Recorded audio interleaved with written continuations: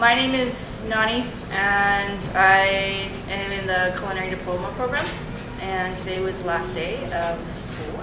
I'm originally born and raised in Hawaii. Yeah. And had you looked at, well, did you move here specifically to go to culinary school? Yes. Yes. And why OCI? Well, I looked at several schools in other states besides Oregon. I actually looked in California, but they were just way too expensive. I just could not afford it. And a friend actually recommended this school. So I was comparing like the curriculum and prices and what kind of syllabus that you guys had and what was offered. And after many phone calls and emails and research, I found that OCI got the best reviews. I got the best reviews and recommendations to go to OCI. That was pretty much what it was. And I found that the correspondence with administration was they really were on top of it as far as either mailing me what I needed or phone calling me and letting me know stuff, just keeping in contact with me. That was pretty impressive. And the fact that it was affordable. It was really affordable. Even the loan was, I knew that once I graduated, I knew that I could get a job that would pay me well enough where I wouldn't be paying this loan off for like the rest of my life. I knew within 5 years it would be paid off, which was very comforting. I've been doing this for a very long time. I started out when I was like 16 doing dishwashing and I worked my way up. I decided to come to culinary school, especially OCI, because I felt like I couldn't grow any more than I had already grown in Hawaii. I was at a standstill. And I just decided, well, I have all this experience. I will be 28 in a few days. I have all this experience. I've been doing it for like 10 years, and I have no education, so why not?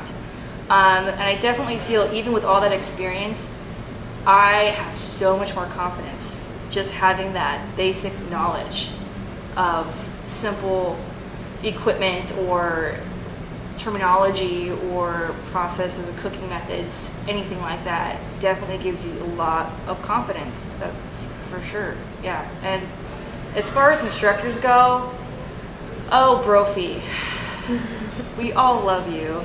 He is just a mountain of knowledge, and he's hilarious. Pepper is just Hysterical. He's hysterical, and he's just amazing. And I really feel like all the instructors have their own little antics that really make this whole place feel like a really one big fat family. Like I come in here and I feel like when I'm in the student lounge, I feel like I'm in my living room drinking my coffee in the morning. Hey, how's it going? You know, Totally. it's a total family here. You're like best friends, and you guys hang out all the time. Yay! You go to the stores together, do all kinds of stuff. Yeah, it's definitely cool. I don't think that's one thing I think OCI has a big advantage over the other culinary schools here, is that it's really like family-like. It's in Hawaii we call that ohana. Ohana is a really big thing in Hawaii, and it means everything. Ohana. It's like that's what it feels like here. That's what I get. I feel like if I had a problem, whether it was personal, professional, or academic, I could go to any of the instructors and they could give me the straight advice. Yeah. I feel like what you learn here is definitely relevant to the industry currently. It's not like old fashioned where you're learning like things that they were doing 40, 50 years ago. You learn some of that stuff, but you also learn a little bit more modernized methods and cooking techniques and all that kind of stuff, just to kind of keep up with it. And they also remind you about that too, that the style of cooking always changes.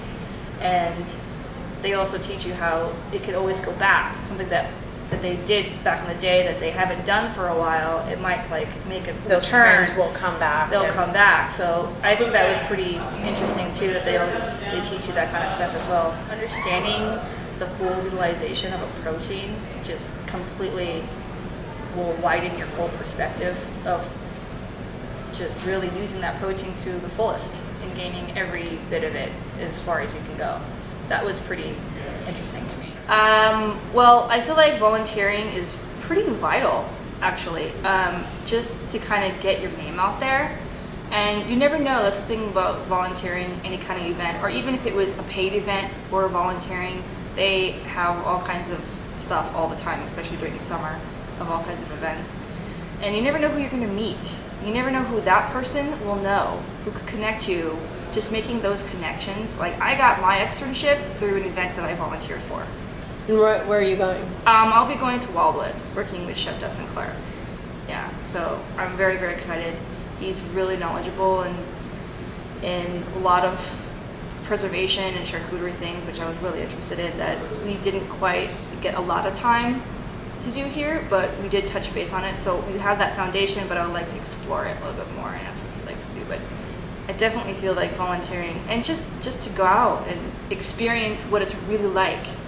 Like, here's a company or an event or association or whatever it may be, and this is how they do it, whether it's catering or line work, or you're going on a farm and cooking on a flat top connected to a gas tank, you know, like that's how they can do it there.